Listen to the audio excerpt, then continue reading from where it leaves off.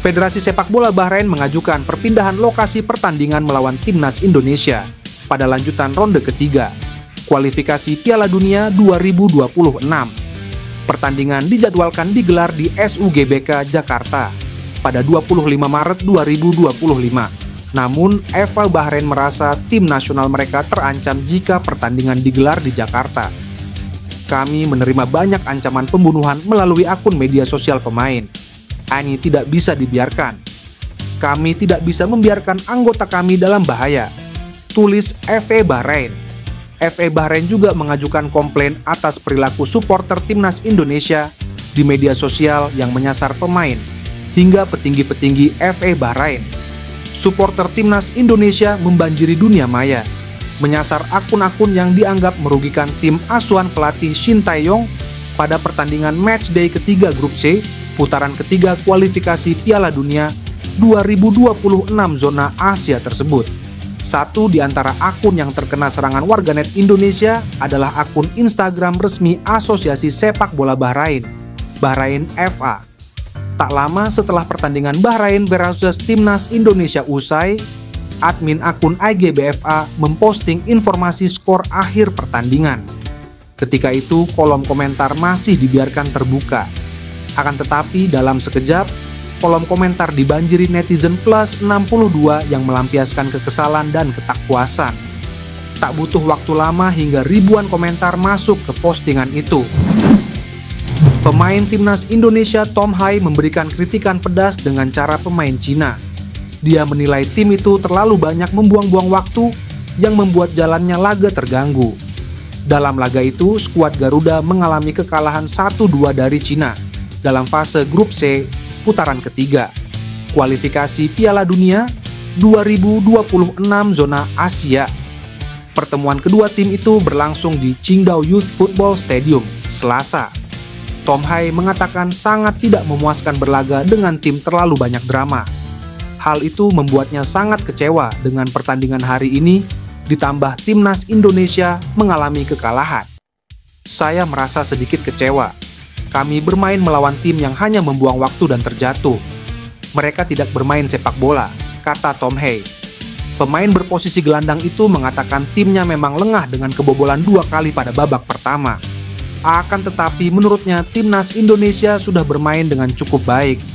Gol Cina diciptakan oleh Behram Abdueli pada menit ke-21 dan Zhang Yuning pada menit ke-44. Sementara itu, gol semata wayang Timnas Indonesia diciptakan oleh Tom Hai pada menit ke-86. Kami kebobolan 2 gol yang terlalu mudah, tetapi kami tetap bermain dengan baik dan masih sangat kuat, tutupnya. Tepat 1 hari setelah Timnas Indonesia kalah, Ole Roemeny merepost unggahan akun Instagram sang klub, yakni FC Utrecht.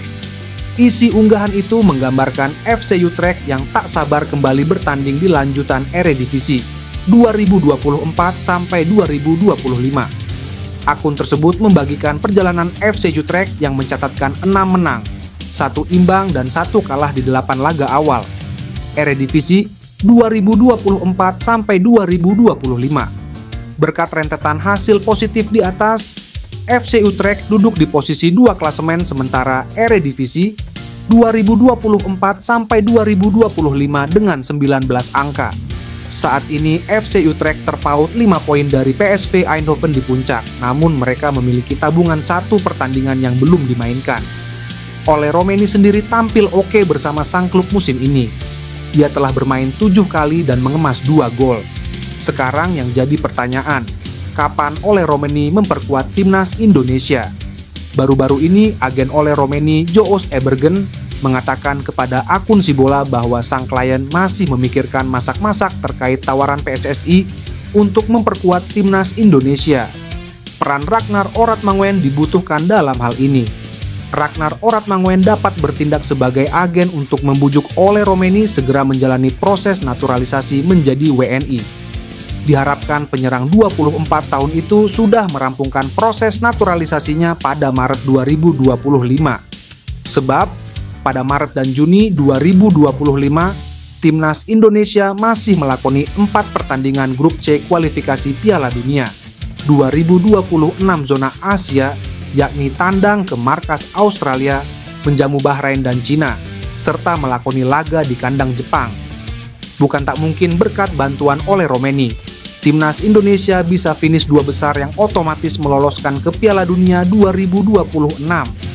Sekalipun gagal finish 2 besar, timnas Indonesia bisa mengintip peluang finish di peringkat 4 yang menggaransi tempat di babak keempat kualifikasi Piala Dunia 2026 zona Asia. Pelatih timnas Indonesia Shin Tae-yong menilai kekalahan anak-anak asuhnya dari Cina di lanjutan kualifikasi Piala Dunia 2026 pada Selasa bukan akhir dari segalanya. Meski skuad Garuda harus terkunci di peringkat 4 klasemen sementara grup C, juru taktik asal Korea Selatan menilai masih ada peluang bagi anak-anak asuhnya untuk bangkit. Dia pun bertekad mempersiapkan tim dengan lebih maksimal agar performanya meningkat di pertandingan mendatang. Menanggapi situasi ini, Shin Tae-yong pun mengakui timnas Cina yang tampil di hadapan pendukung sendiri memang nampak punya keinginan lebih besar untuk memenangkan pertandingan. Walau begitu, bukan berarti skuad Garuda tidak mencoba memberi penampilan terbaik. Dengan anak-anak asuh, Shin Tae-yong juga sempat mati-matian mencari gol balasan sebelum Tom Hae mencatatkan namanya di papan skor. Saya mengucapkan selamat kepada Cina yang memenangkan pertandingan. Baik Cina maupun Indonesia, kedua tim sama-sama memiliki keinginan yang kuat untuk memenangkan laga ini. Tapi mungkin keinginan Cina lebih besar, meski kami kalah. Kami sudah coba menunjukkan penampilan terbaik. Kami juga sempat mencetak 1 gol. Kekalahan ini bukan akhir dari segalanya. Kami akan mempersiapkan diri dengan lebih baik supaya di pertandingan selanjutnya, kami bisa menampilkan performa yang lebih baik lagi, ucap Shin Tae-yong.